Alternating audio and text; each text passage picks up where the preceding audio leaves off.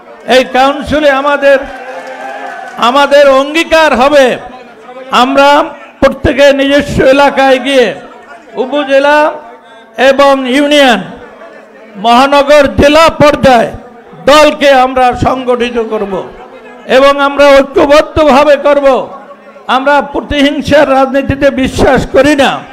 আমরা বিশ্বাস করি মানব সেবায়, মানব কল্যাণে, মানুষের ভাগ্য পরিবর্তনের জন্য এই কাউন্সিল অঙ্গীকার ব্যক্ত করছে।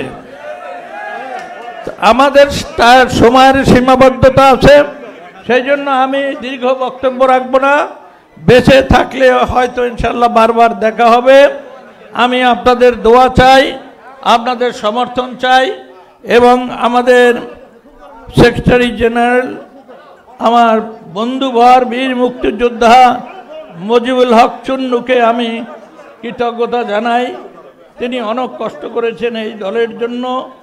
এখানে আমাদের প্রিয় নেতা সর্বজন নন্দিত এবং সমাদৃত আমরা আনিস ভাইকে অভিনন্দন জানাই যে তিনি আমাদের আবেদন গ্রহণ করেছেন এই দলের দায়িত্ব নেওয়ার জন্য।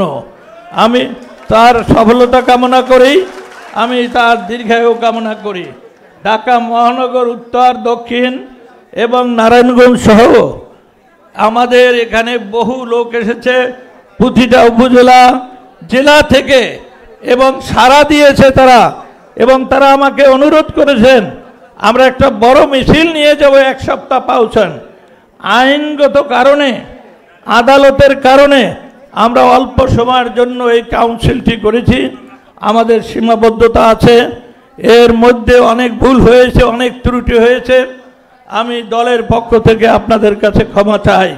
ইনশাল্লাহ আগামী দিনে সরোয়ার্দী উদ্যানে আবার করেছিলাম কাউন্সিল, মনে পড়ে তো?